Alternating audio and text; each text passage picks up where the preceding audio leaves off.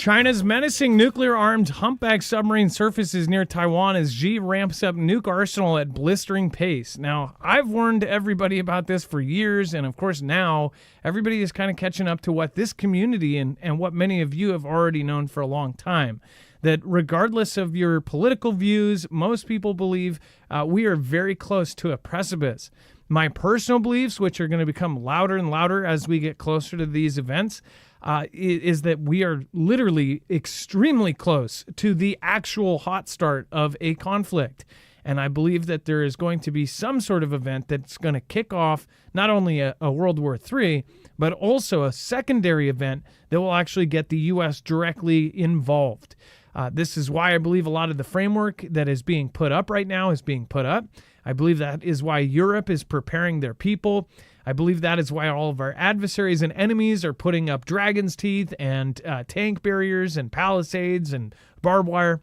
So it's not a good sign to see all of the navies now matching what we have seen on land.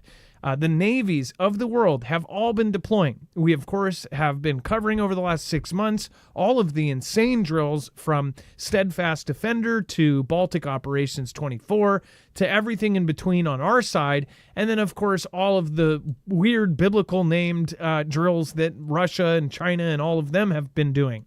Not to mention yesterday, we just covered that Russia has this crazy new submarine, and it's called Archangel. China is, of course, popping up with their submarines as well. So these are extremely scary nuclear submarines and extremely quiet. China and Russia both have caught up a ton in the submarine department. As far as this goes, China's menacing military submarine designed for carrying nuclear warheads has been surfacing in the Taiwan Strait. Now, of course, the 11,000-ton Humpback sub appeared alongside several other warships as Chinese President Xi Jinping continues to ramp up his nuclear arsenal at a blistering pace. Now, they call it the Humpback. If you see it right here, this is as big. I believe this is as big as most subs. This thing pops up, and then this is as long as most subs. This thing is absolutely giant, and they call it the Humpback because the main sub's here, then it goes up, and then, of course, it pops up right here. These things are extremely, extremely terrifying to see in person. In fact, my friend didn't see the Humpback, but saw one of the Chinese subs when he was on a fishing trip overseas, and he said it was absolutely the scariest thing they've ever seen. And they popped up as far as a drill, and he saw the Chinese Navy essentially coming out onto the deck. The Chinese People's Liberation Navy sub was said to have surfaced near a group of fishermen in a popular fishing district at around 5 a.m. on Thursday morning. Now, my friend was not part of this. This was about 2.5 years ago, but this is exactly what they experienced. First of all, I'm already afraid of the ocean. I hate big objects coming up like the shadow of something underwater, like a Jaws or something. But then to have it be a Navy submarine or even a whale would creep me out. I know that most whales don't eat people, but it doesn't matter. I'm sure a lot of you are in the same boat. No pun intended. But this thing popping up is kind of freaky because all of the countries are essentially putting their navies and their armies out there. They're all flexing their muscles. And this is because I believe we are extremely close to them actually using them. The huge Jin-class vessel was seen along the median line of the Taiwan Strait, with reports from Taiwanese media saying it looked in distress, which is super odd way to put it. The Type 094 nuclear sub slowly came up to the surface, where it was still on the water for several minutes, claimed the locals. A second Chinese ship swiftly arrived as it appeared to help the sub as they both drifted off moments later towards mainland China. More military vessels were later seen completing the journey around the Humpback sub, it has been reported. Now, they say this thing was in distress. We don't know if there's some sort of cover-up here, but I will say this. I don't know if you remember, but about 8 to 10 months ago, there were news stories that we covered about them asking and talking about placing mines outside of the Taiwan island, and I believe inside their zone, like well within it. What if this hit something like that? Or what if they had some close call with a mine or something like that? Why were they saying that it was in distress? So we'll talk about all of that tonight on Marfoogle TV. There's actually a lot more to cover, so stick around. Don't go anywhere.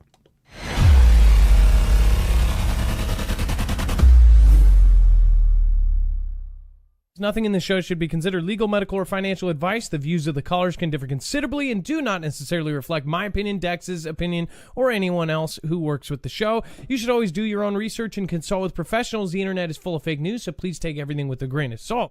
If you have not already, it helps us out if you end up going through any of our affiliates, and it helps you out if you end up protecting yourself against cybercrime. NordVPN is one of the best and one of the easiest to use. If you do not have a virtual private network, it protects your IP address, which is your online identity, which actually connects to your real address and everything else. It also connects to you. If you know anything about how they are data logging and basically getting your profiles down, you can prevent that by having a VPN. Nord is, again, one of the easiest.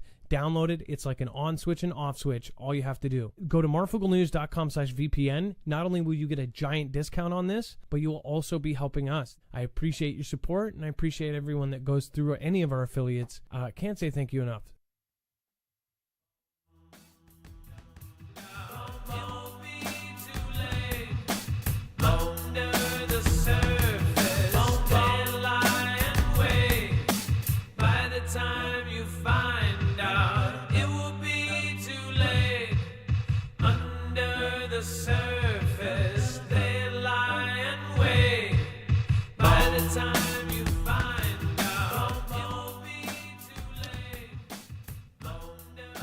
Andy V says, our local news tonight reported a balloon 60,000 feet above. I didn't catch where that was. Did you say Indiana? I don't know if that was, if you said Indiana or somewhere else. Either way, the balloons, that would be a freaky thing to see if we were actually at wartime. I did not know, and I covered this. People even think it's a Mandela effect. I don't know if you remember this, but Japanese balloons with explosives strapped onto them hit all over the West Coast. It was part of a video that we did that also talked about the East Coast and how they had German submarines and German, U-boats or something off of our coast, and that several people perished on the East Coast as well, which not a lot of people remember as far as World War II. And I could be getting a little part of that wrong, but you'll have to go back to our previous video where we cover that in depth. Kathy Piana, thank you. What's going on? Michigan Lifestyle, nice to see you. Sean C. We have Carol, Truth Iris, Rob Mills, Kimbria, and Butterfly 31. So nice to see everybody here.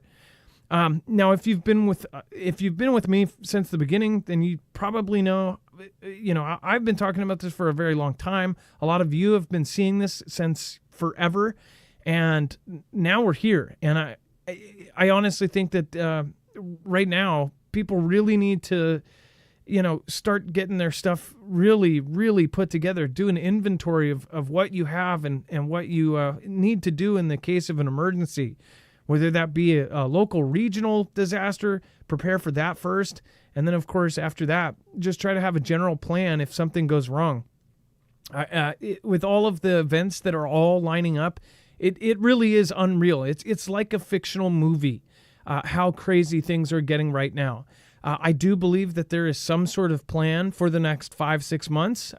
You can see kind of it all playing out right now, as not just political, not just this, not just that. It's worldwide. Worldwide, they are changing things all around us. And if people don't realize that, then I think that they soon will. So I really hope that people start taking inventories of what they have. Don't panic. Always think straight when you're doing that. All right, let's see here. The first chat I was in had 75 Fooglers in it. You've been here a long time then. I remember being so excited about hitting 25 chatters, and I was so excited. I was excited at 100. I was excited at 150. I was excited at 200. I remember being excited and celebrating on stream when I had 250, 300, like 350. We've had crazy numbers like 15,000 when we were first starting DLive and stuff. I'm just happy that we are still here through all of the crazy years and all of the bad stuff that's happened on the platforms. So I'm just very thankful that we're still here at all. I'm super thankful that you guys are coming and that you stop by regularly and that you guys are patient with my different schedules that bounce around. because everybody's got to make ends meet now. So thank you guys. I appreciate that. All right, Julie C, Rashid, Silo 13. We're happy you're still here too. That's cool. The family's building. Margot Chilcott, you guys are the most important part of this. Please try to share us out. If you feel like this is a great community, then share it out with people that you know. It's definitely very much appreciated. Speaking of the community growing, let's bring in my co-host / internet brother, Dex James. What is going on and how are you doing today? Well, hello, Adam, and hello, Foogle fam. I'm doing just fine. So let's go over to the map. We're going to have Dex cover the next one. And we're going to talk about the U.S. is renewing its warning. It's obligated to defend the Philippines after its new clash with China at sea. It all seems like it's planned. Yeah, as we mentioned, the escalations will continue to ramp up, and we just had another escalation that went down. Apparently, the Philippine Navy there was trying to resupply the Second Thomas Shoal, wherever that ship that has been turned into like an outpost. And in the process of supplying it, they had small supply boats that were running, supplies, presumably food, etc., over to that area. They were confronted with by the Chinese Coast Guard. I'm assuming it's the Coast Guard, but it was Chinese vessels. The Chinese vessels went so far as to confiscate and take these small crafts from them and injured some Filipinos in the process. So that was a really larger escalation than we've seen in the past, where they had let's shoot the water cannons at the boats, or let's run a bump into another boat and try to push them into a different course, or laying down line in the water to try to discourage them from crossing it, so they don't get because they'll get their props tangled up in the line. All of those tactics have been played out. Now we're getting into the more physical tactics. So this happened, and in the process of this happening, now the United States has to come out again and renew, or at least verbally talk and publicly make a statement saying that we're renewing our warning Tuesday, that it's obligated to defend its close treaty ally a day after the Filipino Navy personnel were injured and their supply boats damaged in one of the most serious confrontations between the Philippines and China in a disputed shoal in the South China Sea, the officials said. So, big escalation. We'll see how much further this goes. Obviously, big words coming from the U.S. We said if they're going in that treaty we have, says if they are attacked, we have to defend them in like kind and immediately.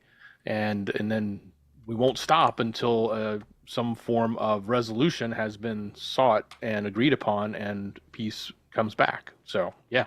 And this is all stacking. Sorry, you guys. I think I'm having... Maybe it's something's wrong here. Does it sound different than it normally does? I feel like something's a little bit off here. Can you guys hear me okay? Make sure do a sound check with me.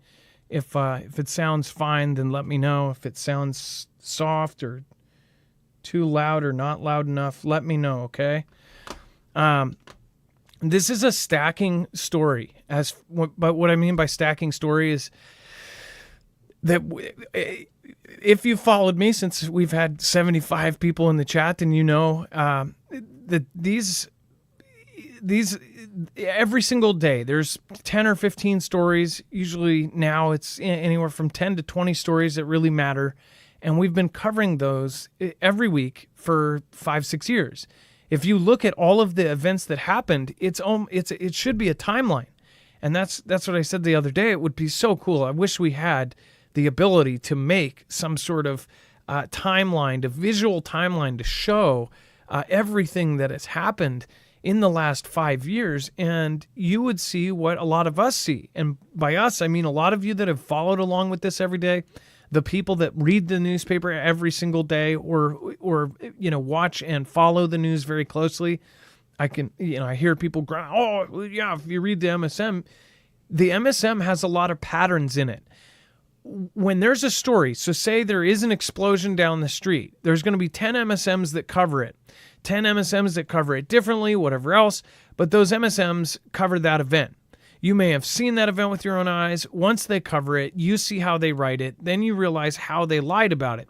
You also realize how they cover things. You also know how they cover real events. If you've lived long enough and you've followed this long enough, and you've been there for certain events, then you see how they angle things and how they actually make things into their own kind of spin. They take anything regarding certain people, they'll make it political. It will be a simple story, and they'll put an angle on it. To give you an example, gosh, at one point they were blaming our former pres for everything. Whether you like him or hate him, you have to admit, they were literally blaming him for a hurricane at one point, saying that it was because of some law that he did, that this and that, and blah, blah, blah, and basically blamed him for the weather. Very, very crazy stuff. But you see that. You start understanding the patterns that are hidden inside of mainstream media. Mainstream media, if you go back before important events, and these are important events that you don't need the news to have covered, right? These are events that you've experienced in your lifetime. Like, I know how they covered Chaz. Chaz, I went there in person, and I know how the media covered it. I know how they swayed it. I know how they put their bias into it. I know how they made it the summer of love. Well, I was down there. It was dangerous as hell. I didn't take out my camera half the time because I thought I was going to get jacked. People did get taken out, and because they took over the police station, cops didn't even want to go in there, to the point where somebody actually perished because he didn't get response time from the police and from others. Because they just didn't want to go in there. It was just not worth it at that point. But I know how they covered it. Now, when you see this in the bigger picture of things, like the Manila and the Philippines, many people, including your friends and family, are not going to care about this. They're not going to care about the Philippines. They don't know. Half the people in the country believe, no surprise, cannot even point to Philippines on a map. They don't know where it is. They just kind of know it's Asian, right? Most people don't know where most of these countries we talk about are. All of you do, especially those that follow very closely. And when you follow this closely, you start to see a very, very scary, scary pattern. And I mean, it's terrifying. And that's why we're not trying to scare people. But when you just show that pattern, that's what people talk about, fear-mongering. When you show the pattern that is there in front of you that's super obvious, it scares people. And it's why your friends get offended when you start telling them this. When you start putting one after another, if you give them 10 different articles like look, they're gonna back up. They're gonna get defensive because fear turns into anger. It's just like if somebody jumps out of a garbage can and scares the crap out of you. First you're scared, and then your first instinct is to punch whoever jumps out of that garbage can. That's exactly what we're experiencing right now. We're close to World War III, the hot portion. We're already in World War III. We're close to the hot portion right now. So now is not a time to worry about the small things. It's more like, hey, do we have our whole family on board with this? Do we have our friends and family at least, as knowledgeable about this as possible? It's getting bad, and it's going to get worse, and it's on every level. It's not on a regional level. It's on a global level. It's on a local level. It's everywhere. And I think we're within months, and I don't ever put dates out there, but I think before we pick our prez, something big is about to go down. As far as the Philippines, like all of these stories, everybody has picked their sides. They're all getting ready. Speaking of which, everyone is talking about North Korea right now. North Korea is also, something is brewing. North Korean soldiers temporarily cross border, resulting in some warning shots. Now, with all of the talk about a surprise event or an event just like what happened on the 7th, in October on the 7th to Israel, this is something that looks like a practice run or rehearsal. I don't know. But I foresee that something like this is about to go down. And as I've said for now almost a year, I think that North Korea could be the first kind of step. First kind of hot move will be done by the biggest puppet of them all, Kim Jong-un or his sister and North Korea. What do you guys think about that? Let me know in the comments down below. But having these soldiers temporarily cross the border, Dex, this is like, to me, it seems like this is like practice runs or something. Well, certainly. This is the second time now that this has happened. We reported the first time a few days ago, or last week, I believe, when the warning shots were fired, and they were fired again. So they've crossed this border. Now, there was what's not reported in this article and some of the other mainstream articles was that there was some injuries on the north side. So this part is speculation. I've seen it in a few places. It was reported late last night in a couple places that some of North Korea's side might have actually gotten injured on landmines.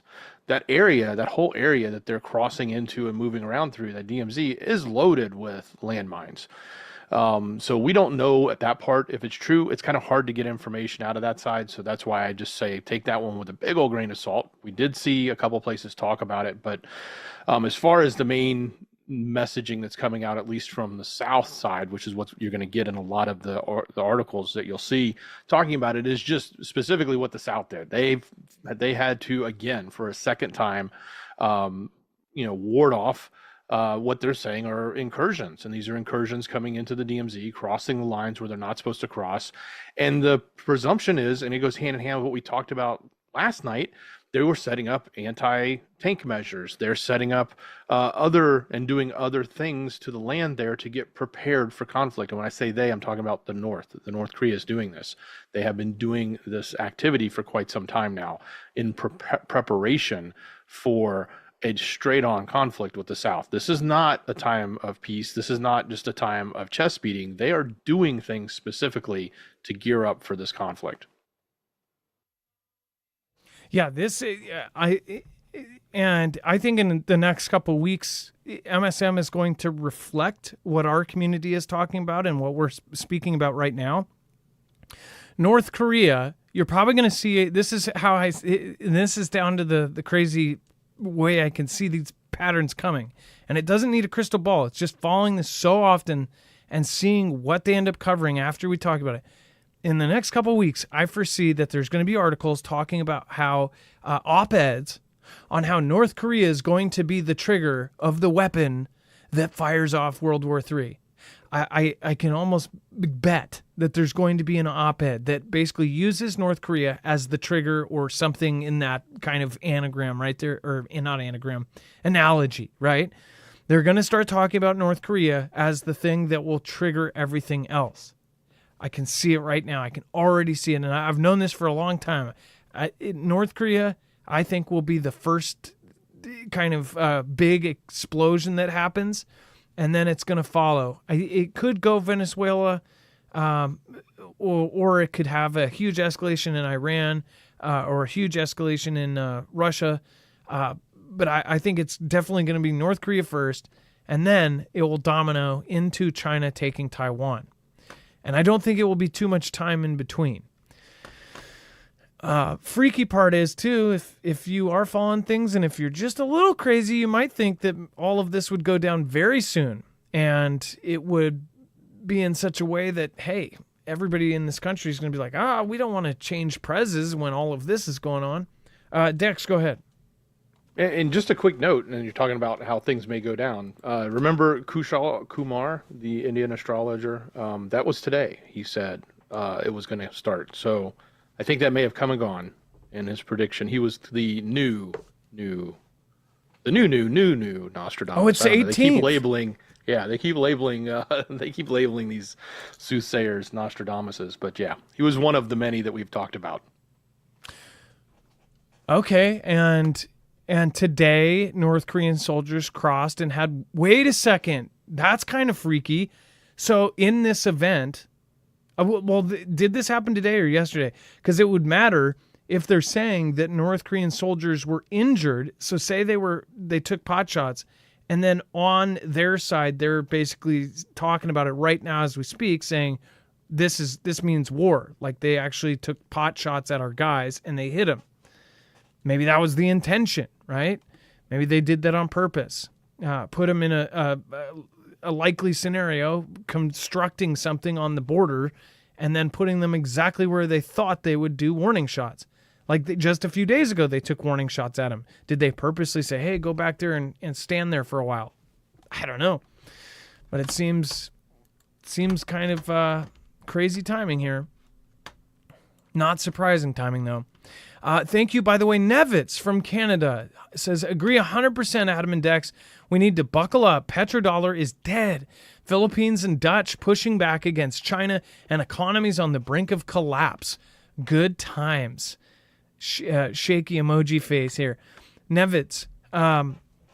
Yeah, everybody's pushing back. Everybody is setting up their borders. And these are massive operations. So we talked to a Polish guy the other day. This Polish guy said that he could not believe the scale of the project of them building all of these borders up, these fences, these dragon's teeth.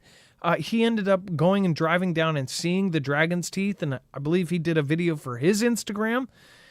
But he said that this is like on a crazy scale, and that they're being extremely, extremely rigid about their whole border. So something massive is building right now in all of the Baltic states and all of the bordering states of Russia. So everybody's thinking, oh, well, Russia's not really going to do it. They're all talk, and they're actually, I even hear people say they're completely believing Russia. And because they're so distrustful of our own country that they're starting to say, well, I'm thinking Russia's the good guys. It is really crazy that our media is that bad, where people are literally believing in the opposite countries because of how bad our media and really our gov is. It's really sad. Nevitz, thank you so much for your support. Thank you for supporting Independent. And over on D-Live, thank you everybody that has popped in. Pocoloco, thank you. Chance Paladin, thank you for modding. Make sure to go check out Chance's books over on, of course, marfugglenews.com/friends. You can find his Amazon link, and you can go over and check out his books, like Bunker Codes and others. Pocoloco, Kimbria, thank you, Shugs. And thank you, Ilea, for modding. Thank you for being here. Michigan Lifestyle, it's nice to see you here. Thank you for making it, and everybody else that has already popped in. Thank you, guys.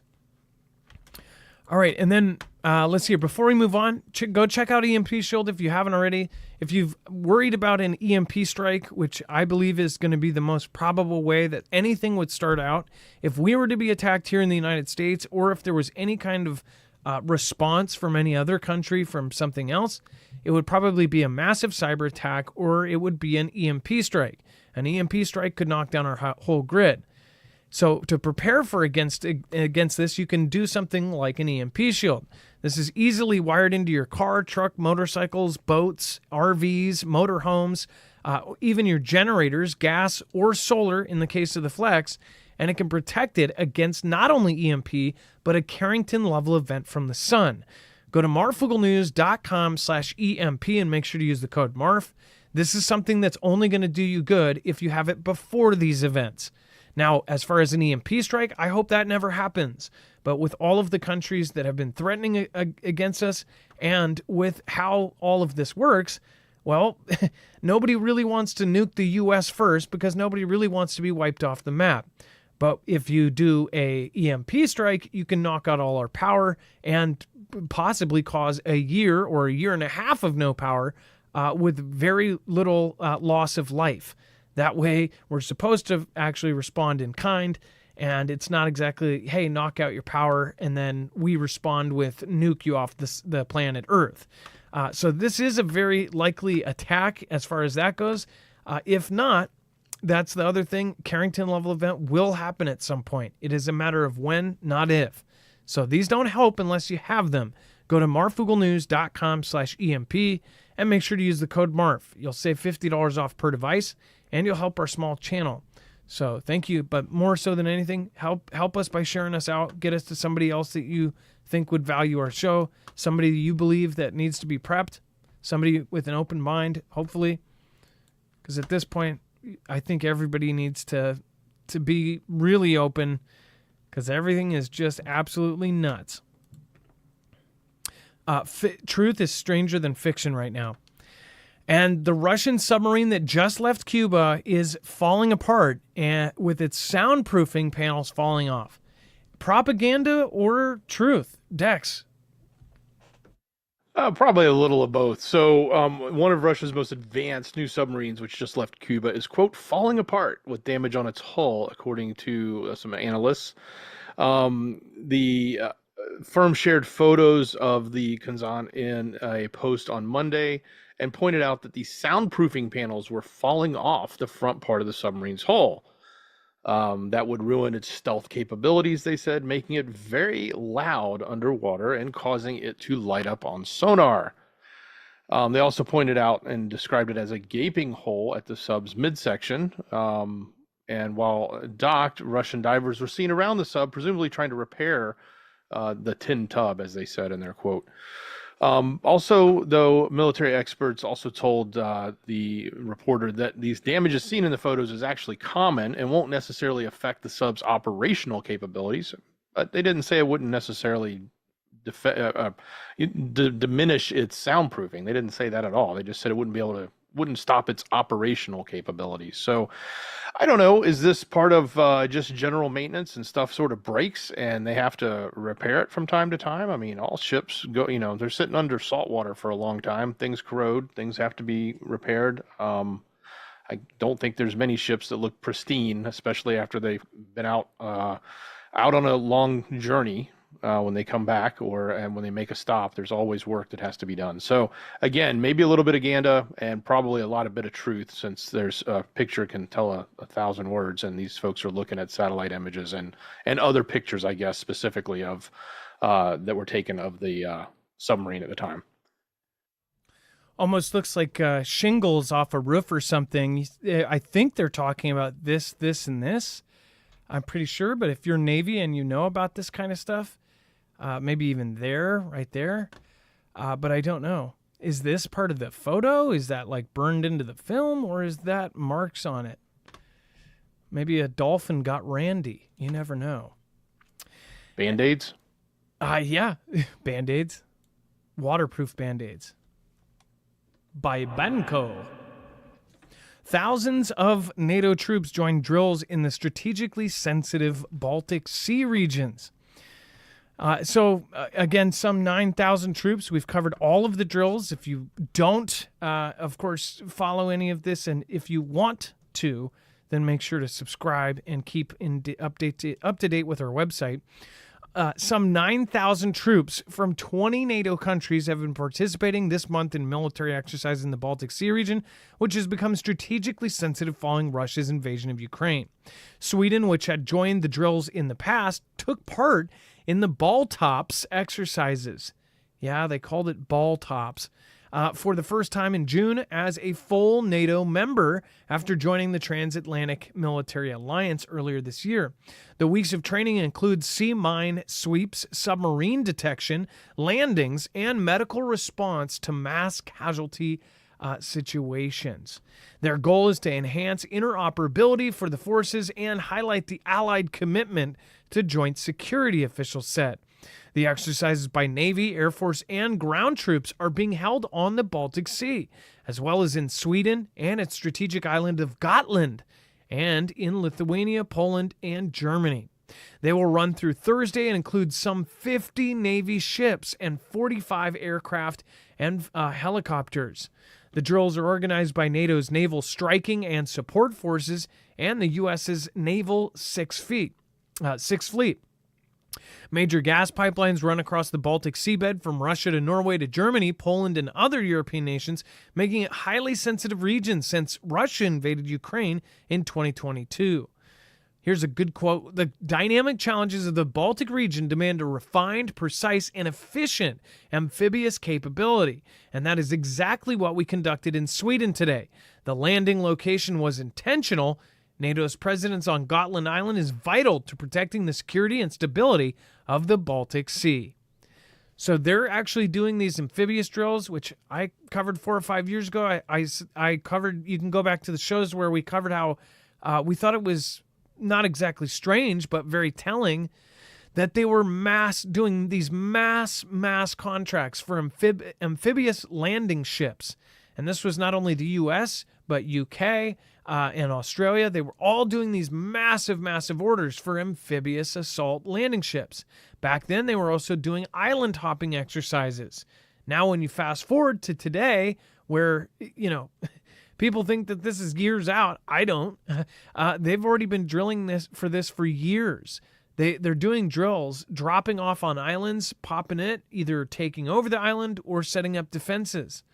This is what our military members have been saying for now 2 years, and longer than that. We've covered it for 5, but Foogle Fam members have actually done some of these drills and say that they're one of the key factors, especially the ones that are going on in the South China Sea, are speed.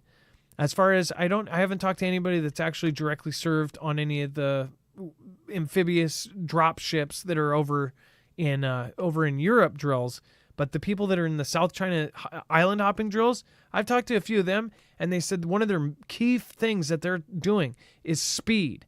And that makes sense, because with the whole Taiwan situation, they say that Taiwan could be taken over in as little as like 30 minutes or something like that. And one of the theories is they would take the small islands and then they would just go bop, bop, bop, bop, and go right up into it. What do you guys think? Let me know. Do you think that this is, of course, any drill could turn into the real thing? This is a much smaller drill than, say, Steadfast Defender or any of the other drills. One thing it does show is kind of what kind of war they're preparing for. And then Dex, Ukraine claims its drones hit a Russian oil facility, sparking a huge blaze. Well, I guess we can be thankful it wasn't Western weapons in this particular one, but I don't think that's going to stop anything anytime soon. But much to, I guess, the disliking from the U.S., many months ago, they reported that we told them, hey, stop hitting the oil. Hit other stuff, but don't hit the oil because it'll affect oil prices everywhere. Well, they've now claimed responsibility Tuesday for a drone attack on a huge Russian oil facility. It started a massive blaze there, over 200 firefighters, I think about 5,000 square meters. No casualties, but obviously a lot of crude oil or maybe refined oil, I don't know what it was is up in flames. So they're claiming it was their drones that went in, it reached in, it's in the Rostov area, huge fireball, big explosion kind of thing. So, these types of attacks happen all the time, but at the same time, it's, we got to pay attention to them when they're specifically, resources like this, or the early warning defense system. That was pretty critical when they hit that. Taking down AWACS, then you're going to see these massive retaliations from Russia, and the escalation will just go back and forth. So that's why I think it's important, but it's also, it is a hit on the oil. It is something that they probably shouldn't do, but I guess some say all's fair in love and war, right? Well, when you're talking about oil, early warning radar systems, when you're talking about certain targets that are extremely crucial to their country, that's where the response could kick up a whole notch. You're talking about in a war, they could go in and take certain things out, but when you start taking certain places out, then you're talking about places where they have to respond or they have to escalate. I think oil and early warning systems, they kind of fall into that category. Would you guys agree? Let me know in the comments down below. And Neil Nelson, thank you for your super thanks on the last show. I appreciate that. And then thank you, Stephen, for subscribing. Sarah, thank you for subscribing as well.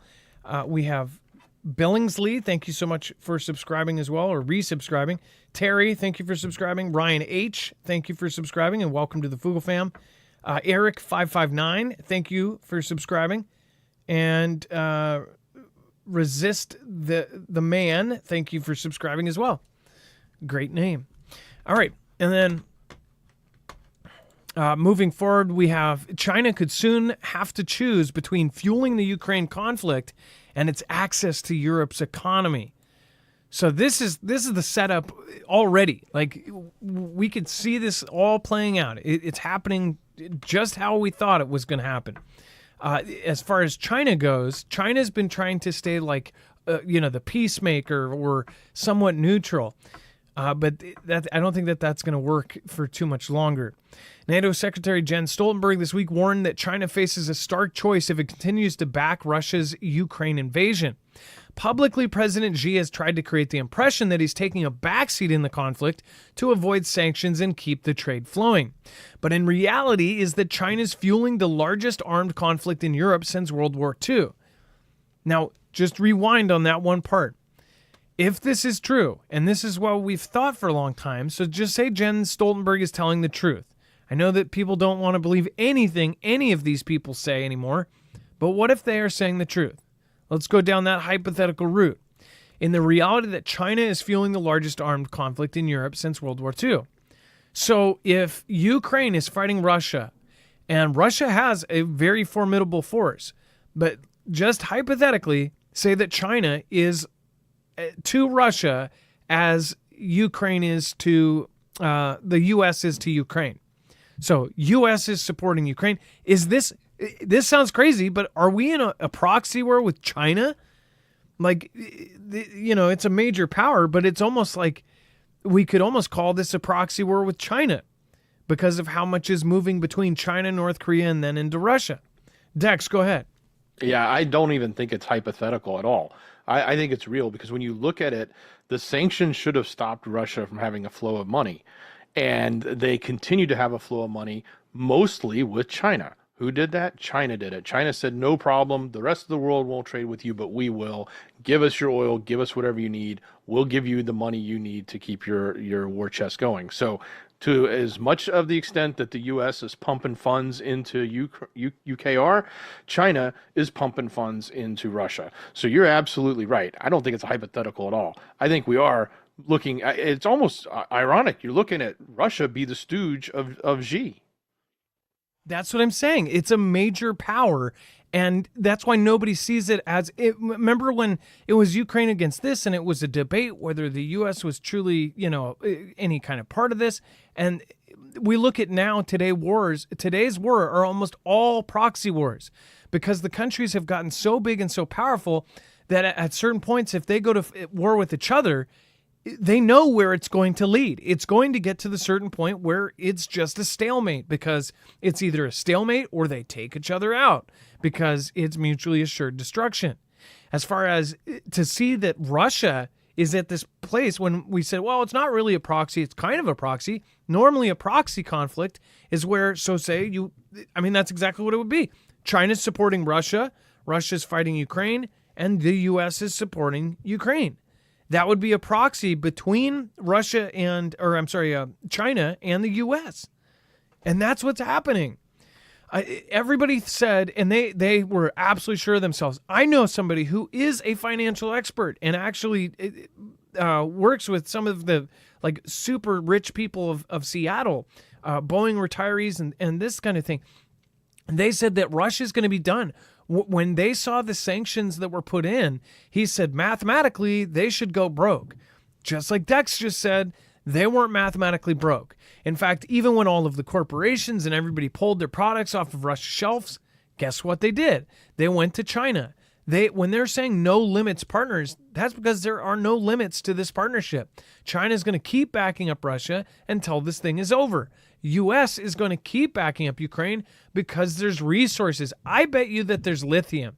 If the future is, and I'm sure there's lithium, but I wonder if there's just like a crazy and insane amount of lithium on top of the other resources that are there. We've already heard from Lindsey Graham. He blurted out the other day.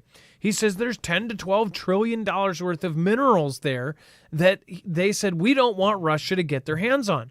Do they not want Russia to get their hands on it? Or do they not want to get China to get their hands on it? China already has almost it's not a monopoly, but it's damn close to lithium. Lithium, if we are all going electric in this crazy move, all because of the environment, then who is controlling a giant chunk of all of it? The reason why people wait, like if you've gotten an energy, a lot of the lithium is controlled by China. And so say China makes a product, so all of there's so many different brands of solar Jennies that you can get. Almost all of them are basically these companies that are a front. They'll put, whatever, paste a name on there, change the sticker. It's 5 different brands. They're all the same exact thing. And they're all being made by a company that's a front for Xi's country. Who are they going to give the lithium to first? Are they going to give it to one of the companies that they get taxes off of? And we're not talking taxes. We're basically talking their like tithe to the CCP. Are they going to give the lithium and the resources and the stuff to make that lithium battery to them first, or are they going to give it to their competitors? And I say competitors because China basically owns these companies. So, of course, and that's what's crazy. All these smaller companies making lithium generators and stuff, that's why. And that's my view on it, at least. On top of that, it makes complete sense. With all of us going into electric and everybody's supposed to switch to electric cars by this year and no gas powered and this and that, it would make sense that the future's oil is no longer oil. And that's why, look at the disconnection between Saudi Arabia. Nobody cares about Saudi Arabia anymore. At least the U.S. doesn't, because they're on to the next system. And if we are going to change off the petrodollar onto something else, guess what happens? We are guaranteed a collapse. They have to collapse the petrodollar first before they switch it over to this new digital form that's all based on this. And it's probably going to be almost backed by lithium instead. Dex, does that sound crazy? Or, I mean, think about it. What's going to be is it going to be the lithium dollar next? Is it going to be the battery buck? Well, there's going to be something. They wanted to have it be that thing in the sky, the other part of what we breathe out. So who knows what they'll turn it into next, but obviously they want to shift it. And there's a push right now to shift it definitely to digital. But what will be backing it and what will be charged against, or what the value will be, it's definitely going to be different if we're moving to an all-electric world. I don't know what it will necessarily be tied to. Why do you think the world is all of a sudden buying up all the world's gold? Why is gold skyrocketing? It's like $2,400 right now. It had this huge jump, and at the same time, they jumped into Bitcoin. Why do you think that's all going up? That means that they're somebody got the memo. In fact, all of them got a heads up. Why do you think Zuckerberg is making a freaking bunker, for God's sake? That guy is so connected. Think about the company he owns, Facebook, the most intrusive company in the world. This is the guy, the robot at the very top of it, is building a damn $270 million bunker. And currently, right as we speak, they're flying in pallets of food into it. Why? I don't think it's just so he can brag to his friends, look at my cool bunker. That is not who I think that guy is. I think that guy is like a robot. He's literally a robot. Probably schedules out every 15 minutes or 5 minutes like Elon. I think that he is doing that because he knows.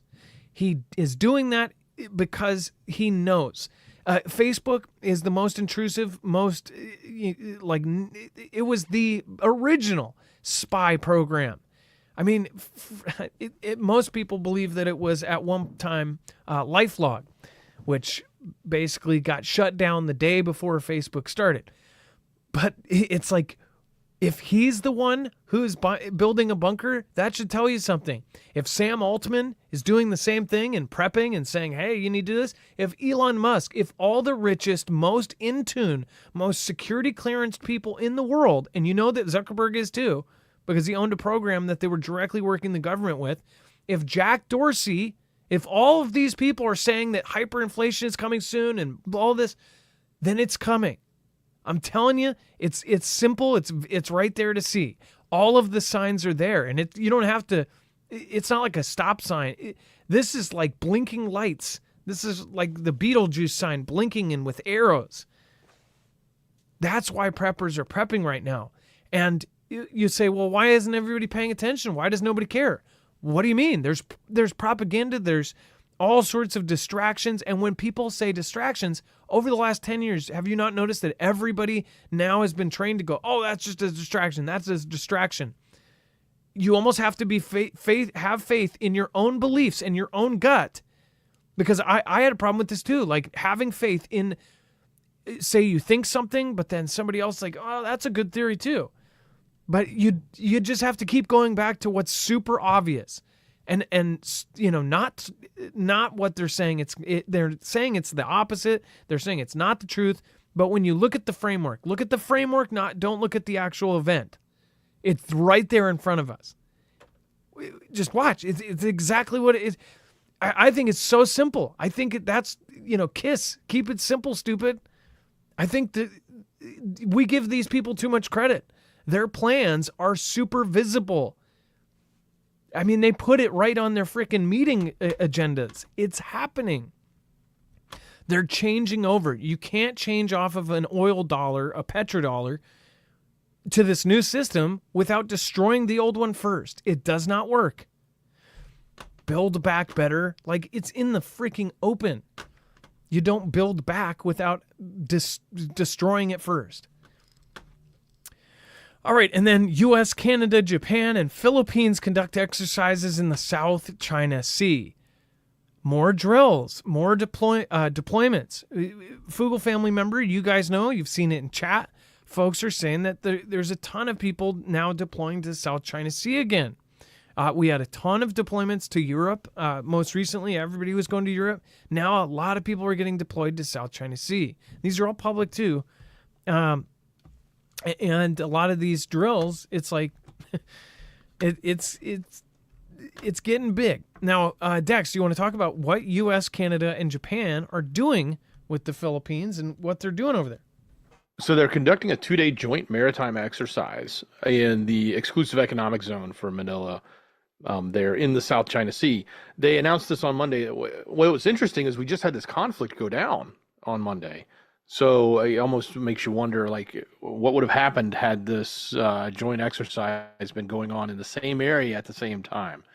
Man, things could have gotten hairy quick. But apparently that's not the case, but this did happen, or this is ongoing, I guess. The maritime cooperative activity was aimed at upholding freedom of navigation and overflight, reaffirming the four nations' commitment to bolstering regional security and stability, according to the U.S. Pacific Fleet. It involved 4 warships, a series of maritime maneuvers to test and validate the interoperability of our armed forces, doctrines, tactics, techniques, and procedures. So, they were maybe just a day late and a dollar short, or maybe the wrong part of the South China Sea. They could have been in the midst of what was going down between China and the Philippines over there at the Second Thomas Shoal on Monday. But that just leads me to believe that the more we're doing this, the more we're reaffirming that we're going to support and back them up should something happen, the more we are bringing our equipment, troops, ships, etc. into this region, the sooner we are going to be engaged in something with China, so in support of the Philippines. That is just right around the corner, folks. I got to believe it, just based on the way these events are just continuing to ramp up. And it makes perfect sense. We're backing up the Philippines. I mean, this is like a wall, right? You've got the Philippines here. This is all China. So China, and then of course if we're backing up Taiwan, this whole place, and then we've got Japan. You see how they have this underwater fault line here? It's like this is going to be the wall. It's going to be Philippines and Taiwan and Japan and South Korea. It's really this whole thing is going to be this whole wall. So as this all goes down, it's like we'll see what ends up happening. But obviously, and then Vietnam, what is all of the weird stuff going on there? They're picking sides too. What did we just cover with the Vietnam angle? Well, what was that? Didn't Vietnam kind of, aren't they siding with China or something? Is that what's happening? I'm trying to remember what the headline was yesterday or the day before. Either way, it's like you can see that it's all lining up. And then North Korea, it's going to be this big, long wall. And then Russia. It's like, boom. I really wonder who India is really going to... You don't see India in almost all of these exercises. They've been in very few. In fact, the exercises they have been on have been with Russia.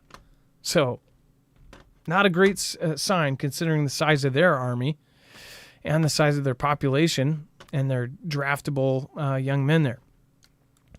Now, before we move on, make sure to go check out marfugglenews.com/prep. If you don't have any extra food, right now would be the time to get it. Again, the price of food has been skyrocketing. This is also inflation proof. So if Jack Dorsey is right and hyperinflation is coming, then something like this would also be protection against that. It doesn't have to be the end of the world. There could be not a single missile fired, and this could come in handy. Not to mention, it's good for any regional disaster if you have power outages or rolling blackouts because of a fire in your state.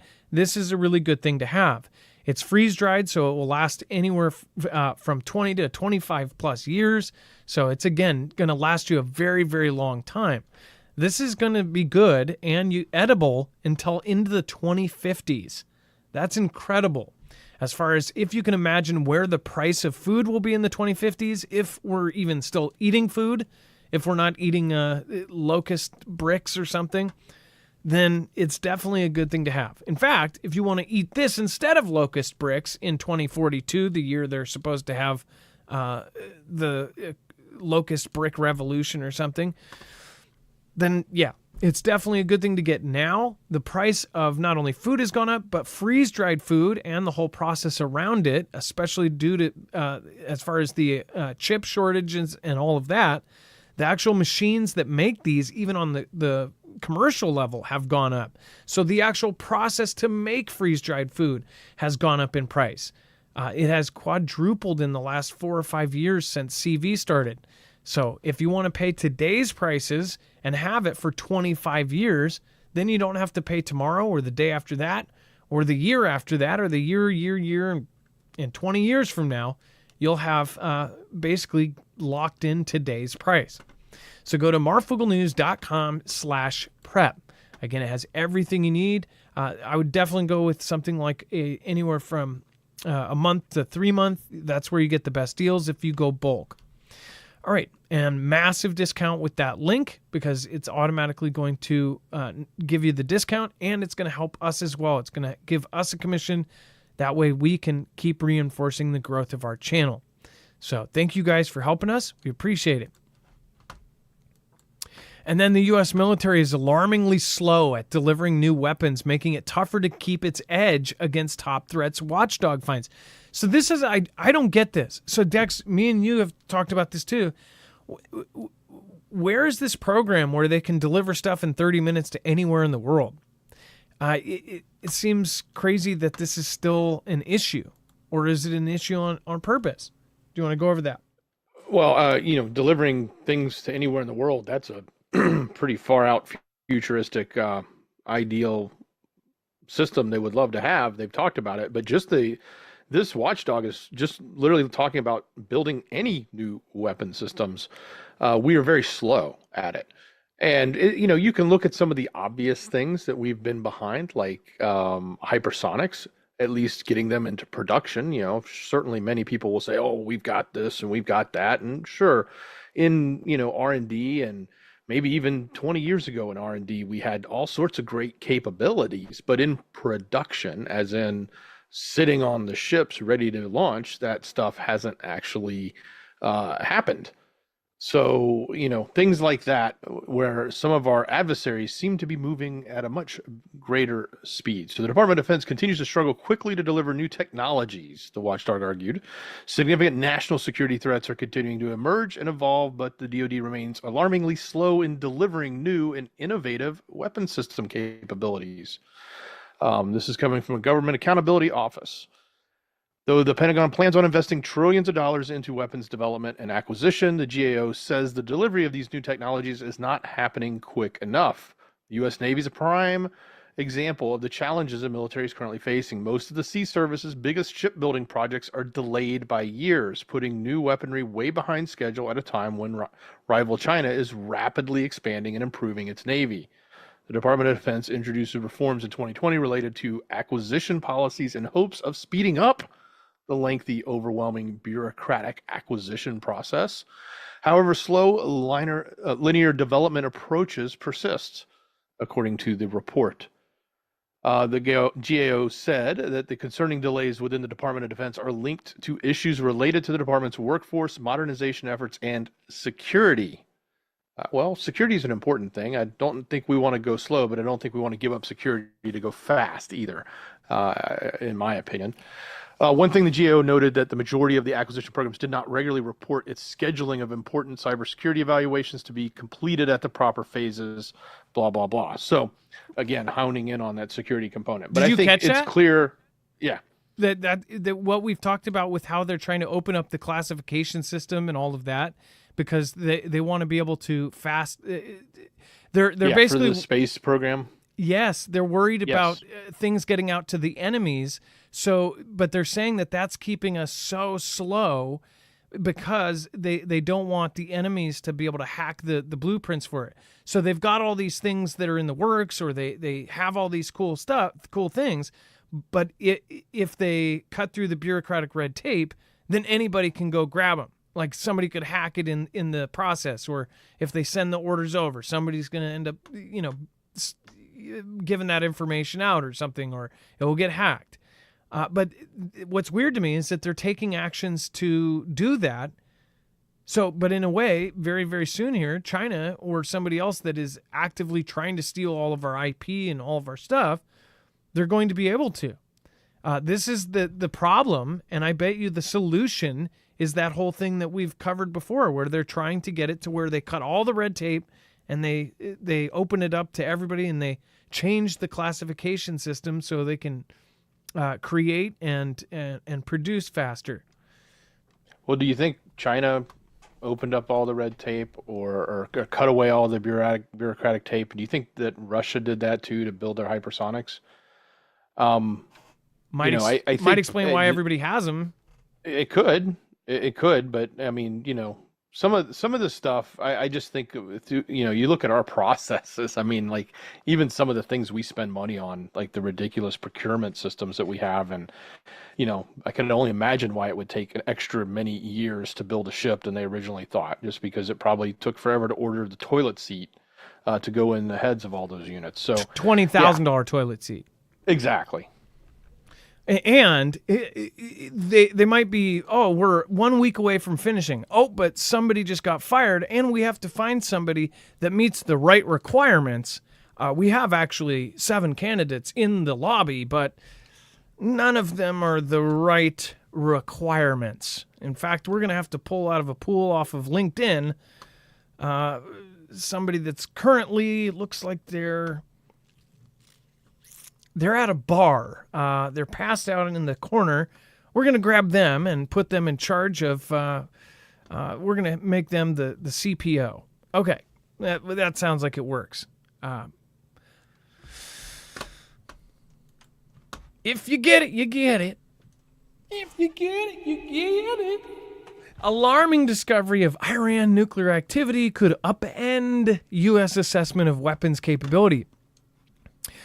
Now, as far as U.S. and Israeli officials will hold a meeting at the White House on Thursday to discuss Iran's nuclear program after intelligence agencies discovered concerning information about Iran's capabilities. U.S. and Israeli intelligence agencies reported uncovered information about a computer modeling program that Iran has acquired that could be used to assist in developing nuclear weapons. The purpose of the program remains unclear, but with officials reportedly split on whether it is innocuous or is it representing a further nuclear ambition in Iran. So I could just see a bunch of older folks that don't know. Like in my head, I'm thinking like they don't have the right people looking at this, and they're poking it with the stick, going, "What do you think it is? I think it's bad. Do you think it's bad? I don't know. It looks bad, but we don't know. It could just be a paperweight." For years now, the intelligence community has assessed Iran is not actively working to build a nuclear weapon, that it might be building out of the assembly line for fissile material, but that we had no indication of active weaponization work. If true, this would upend that assessment and suggest that Iran has a shorter runway to a bomb than previously reported. You guys know I've said this for a long time. Like, I just looking at it as a complete idiot as far as I don't know about nuclear fission or any of this.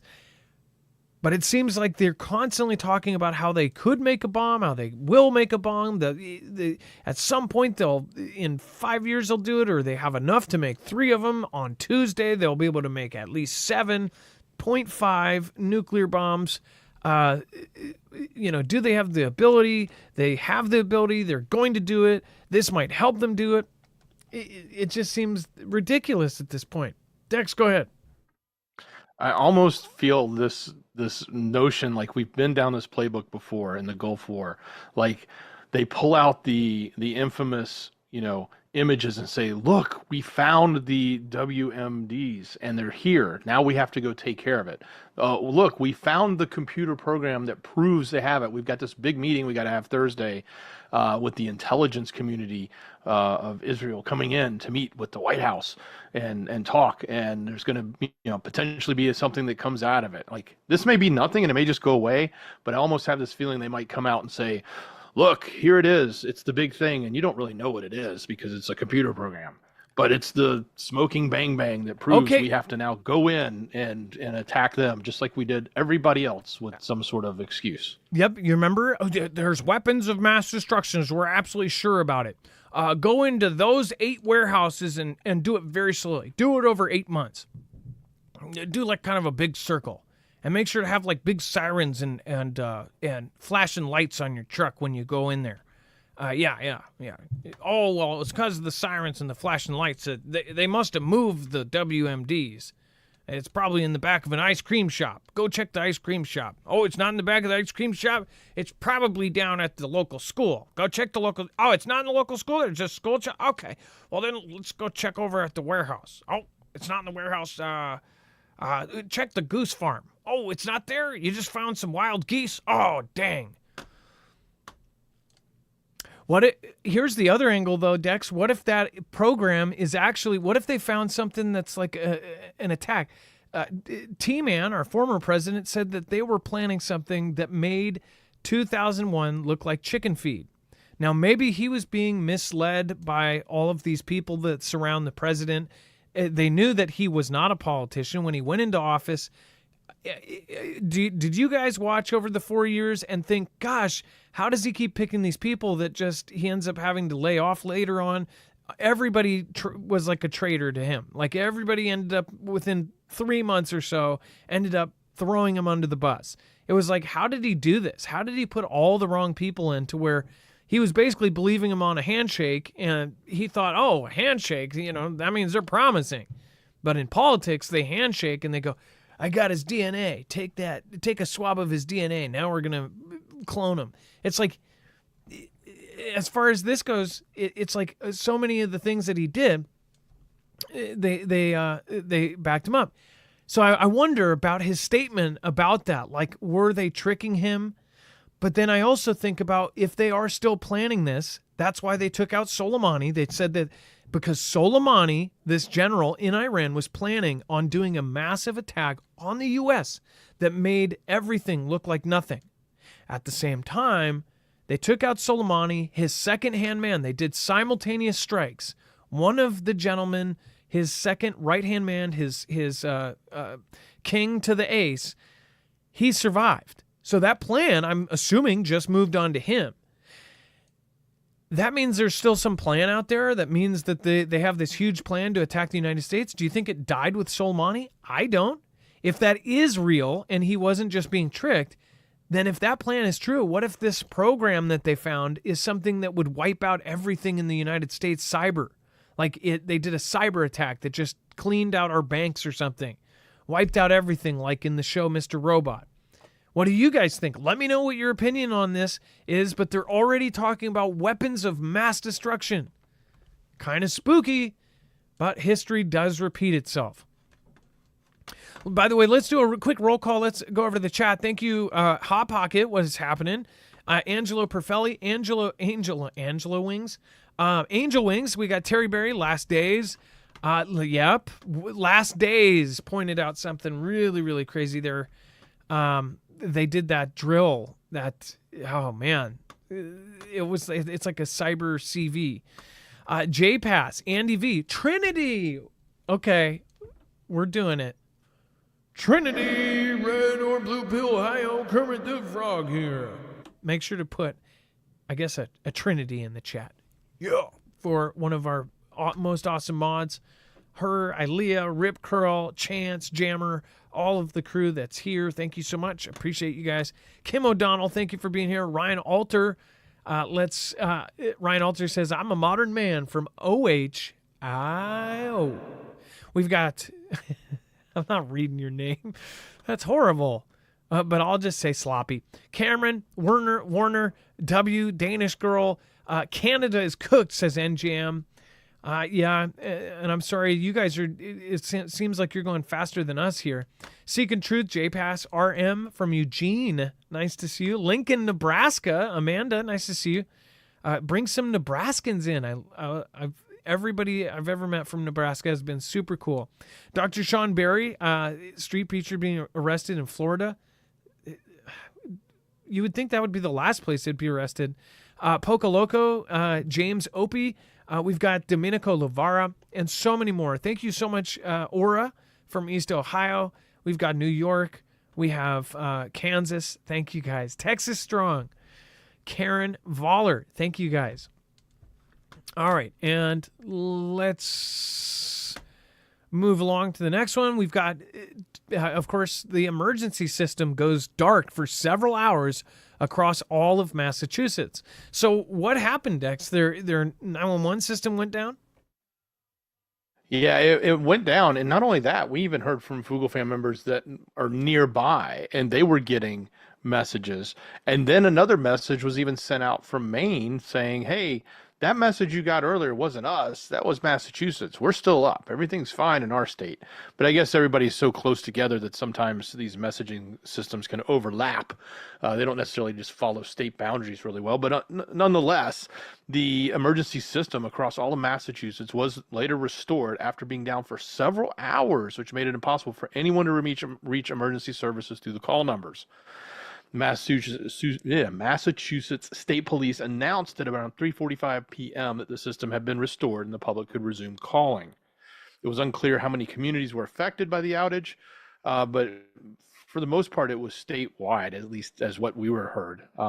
And so they at least reported it as statewide when it was down. So we don't know necessarily what the exact cause is. I'm going to suspect that could have been, a nefarious act. It also could have just been somebody updated the software in the middle of the day, which you don't do, because that never happens, even though that's always the excuse. So Dex, you know what I found, maybe they'll tell us, found interesting about this? I've never heard them say this, and maybe they did as well. They say, hey, here's the non-emergency number.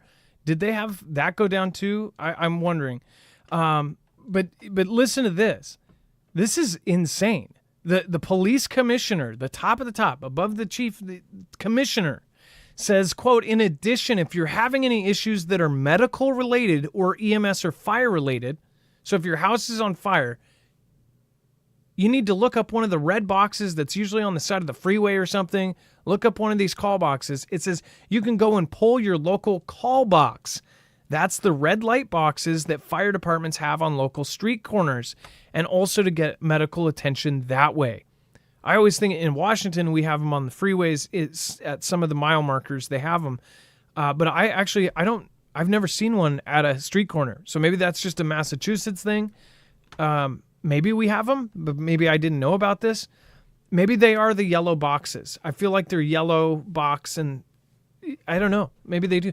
Some of the ones I see and I think of, those have locks on them. So I don't know if that's the same thing that they're talking about. But they literally told you, like, hey, if somebody's having a heart attack, go find one of these call boxes and pull it, because it's a hard line to it. And you know what that points out too? It's a hard line. It's a hard line wired in. Like, this is why it's so stupid that we've went completely wireless. There's no more landlines. There's no more payphones. Payphones in every city should be something that they have every so often, so people have access to phones that don't have a cell phone. I never understood. It was all a money thing, right? But why did they get rid of it? And they already have the existing landlines that are there. It cost more money, I'm sure, to get rid of them than to keep them around. What if they just turned them into free phones? I guess then dealers or something would be on them 24/7, or people would be sitting there using them 24/7. But why didn't they keep those phones as just 911 phones? Like, they don't use regular phones. They just kept them as 911 phones. That's what I don't get. Dex, you know what I mean? Like, now, I don't know about Georgia, but we don't have payphones here anymore. You can't find them anywhere. Heck, they're not even in hotels anymore, or Denny's or any of those places. We see them every now and then, but they usually have the wires hanging out the back because they're not even in use anymore. They're just been cut off, literally, and they're just still mounted from 20 years ago. Well, but yeah, no, I get you. And it used to be a convenience thing. Like if you went to Denny's, I don't know if you have Denny's all over the country, but I know they're all over here. In Denny's, it was always cool. You could go at 3 a.m. and sit in this place and drink coffee, and it smelled weird and it was just yummy, you know? But you'd go in this little tiny room between the bathroom, and it was like an all wooded up room, and it was the phone room. It had phones in it, and you could go in and make calls and stuff. They used to think of customers, like customers used to be the first priority. They had convenience things there, like you could wait there for a cab, you know? But they don't have that anymore. It seems like everything from that to how when I was a kid, you used to be able to go play, you could wander around. Now everything, they say, oh, it was just as bad back then. We just didn't know about it. I don't know about that. Has it really gotten worse over time? Like I used to be able to wander around the neighborhood. I'm sure you guys, when you were kids, you were able to stay out, and your parents would say, you know, come back when it gets dark or whatever. And even then you'd stay out past that, and nobody really worried. Now people are helicopters are like, don't go outside. Somebody's going to snatch you, or somebody's going to pick you up in a van. Has the people picking people up in vans gotten bad? Or is it just the paranoia? Or, you know, these things, and all of these things have changed. I don't think we're evolving. I think we're devolving and getting worse. What do you guys think? Let me know in the comments down below. Thank you again. Thank you, Sean. Thank you. Vibron, Craig Alicious, nice for the support there, Stormhawk. Carlton Sutton, thank you so much. RGTM. Danish Girl, thank you so much. Kenny Cams, Lady L, Jackson Roche, Colleen Welsh, Olga Tehran, thank you so much. Pawn Shop Rare, Resistance Homesteading, thank you so much for being here. Sweatin' Ministries, I hope you're doing well. Angelicit and Trilicit, Parker Craft, and of course Robert A, FSRD, and Chef Boyardee, and me, Bubba 007, Lord McCormick, K. Parker Frazier, and Awakened Believer. Thank you, Mark Fragola, and everybody else that is out there. Thank you. And then a mysterious monolith appears in Nevada desert, police say. Again, we've covered all of these from what I kind of see as the initial one, right? These monoliths, right? It's usually some sort of YouTuber or some influencer, and they do a really good job of making these things, and then they put it somewhere in the middle of the night, and they make it look like it's undisturbed, like it's from some sort of UFO. But again, these have appeared all over the place. I don't think there's any creepiness to these things because we have found out that almost all of them have been humans, right? So the first time that this happened, and it was like a mystery for, I don't know how long it was before they found out, but the first time I thought it was spooky. Did you not? If this is your first time hearing about them, then you'd be like, oh, that's spooky. But in almost every piece of coverage on these things, they go, oh, well, they've done this so many times. The first couple times, it was really spooky. It was a good prank. But I don't know why people do it now. Hypothetically, say it was unexplained and say this is a portal for UFOs or something. That would be freaky. But usually you can tell that they're man-made. Like, that's probably just mirror panels glued onto something, or steel, I guess. You know, like, who goes through the time to make this kind of stuff? Dex, do you think that this is otherworldly, or do you think it's probably somebody with a really good machine shop?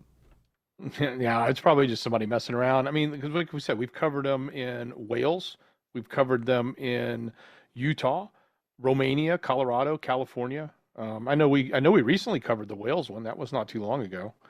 That happened there. So yeah, it's certainly surprising to the people. Now, this one was the Las Vegas Metro Police. They had posted, hey, we're doing an update on, hiking in Gas Peak. We, find all sorts of strange things from time to time, especially people that show up that don't have enough water or not prepared for the hike or the weather and don't bring that. But look what we found. Like, they found this monolith and they posted the pictures of it. And but so kind of tongue in cheek in some regards. I doubt it was them that did it, but certainly somebody went out of their way to go to the middle of this peak in the middle of nowhere and plop this thing in. So, or something did. Yeah, and it's like way out there. There's nobody anywhere close. We're talking about from here to here. I mean, it's miles away from anybody, right? So 8,000 meters. Gosh, I wish they would. I wonder if you can change it in settings so it just does miles. But either way. Or feet, right? But yeah, so it is at least miles and miles away from anything else. Oh, that's got to be a golf course. Look at how weird that looks. A golf course in the middle of the desert. Gosh, that's freaky looking. Looks like some sort of virus took over the desert. It's a lot of irrigation. Yeah, think about how much water they have to bring to that to have it look like that. All right, and we have new Boeing whistleblower comes forward ahead of CEO's testimony. In other news, they just found somebody floating in the river. No, I'm just kidding. That's tomorrow. Let's see here. So a Boeing quality assurance inspector, probably somebody that had a sticker that's like inspected by 41, came forward with serious new allegations against the airline giant shortly before its chief executive is scheduled to testify before the Senate. Sam Mohawk, it's almost like they were like had a name generator.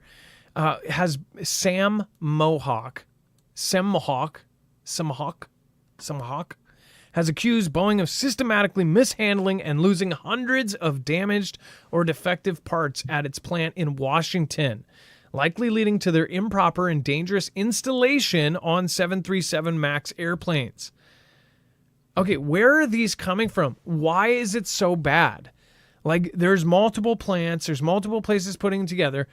What happened? What changed in Boeing's decades and decades long of business?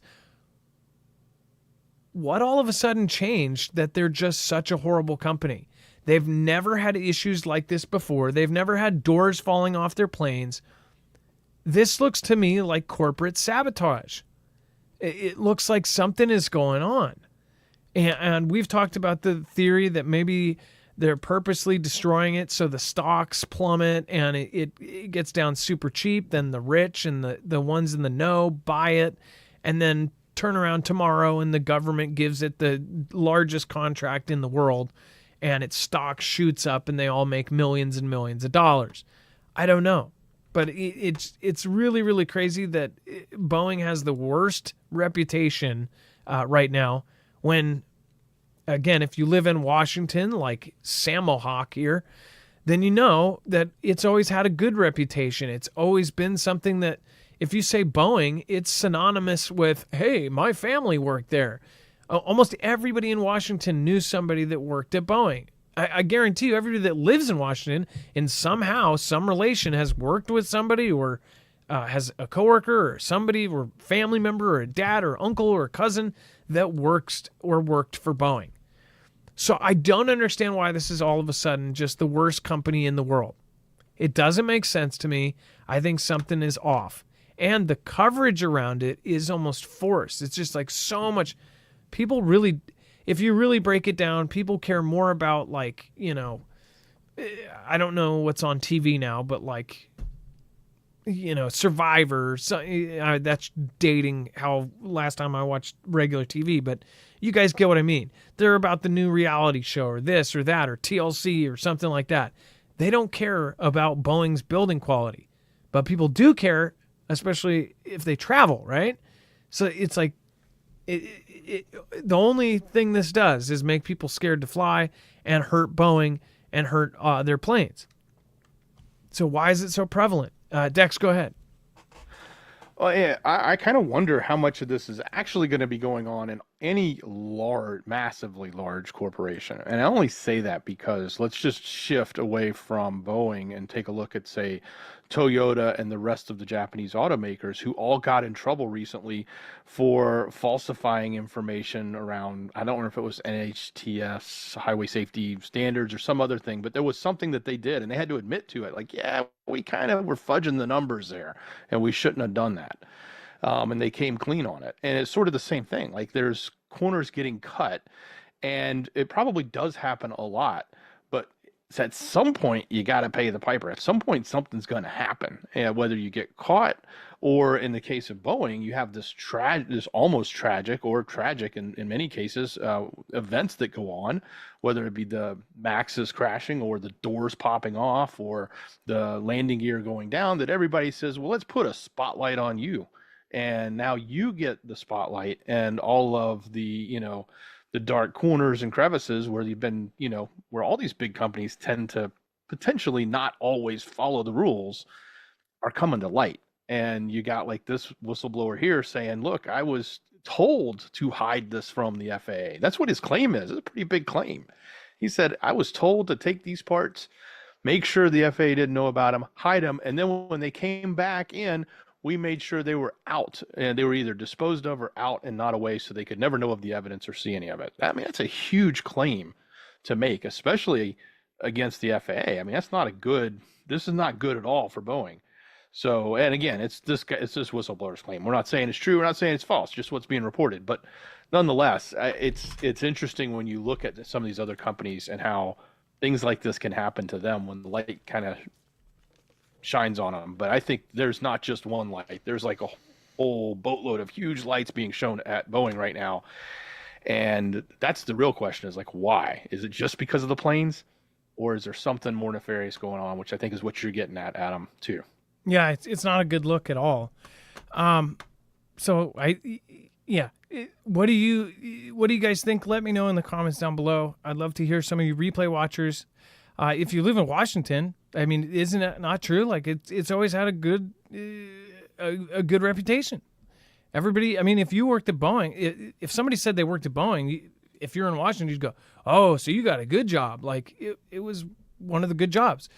Many of the people that worked at Boeing, they had a good career, a house, everything you needed. It wasn't like saying like, oh, I work at McDonald's. It was like, it was a respected job. It was something heavily respected. You worked at Boeing, even if you're in the manufacturing or whatever step you're in, even if you're a cook or something at Boeing, it was a good job. Similar to like if you worked at Microsoft or this or that, people heard it and they go, oh, wow, cool. You got a good job. Now it's like, oh, you go to work and forget to put something on the plane. I don't know. It seems weird to me.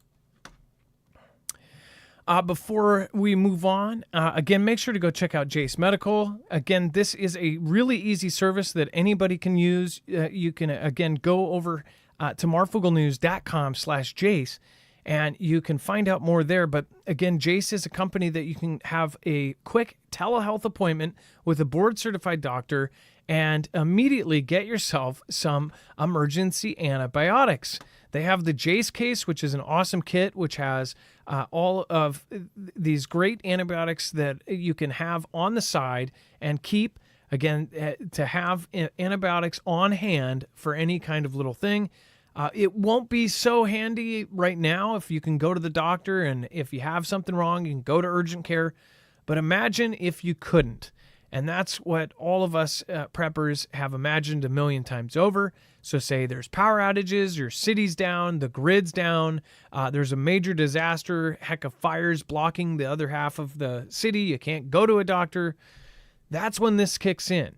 A tiny little cut on your foot or something could turn into a death sentence if you don't have something as life-saving as antibiotics. So go check it out. Again, they have that, and they also have the prescription supply called Jase Daily. That is something where you can actually get a 12-month kit of your regular medications. Now, as far as the medications involved, you have to go there to learn more.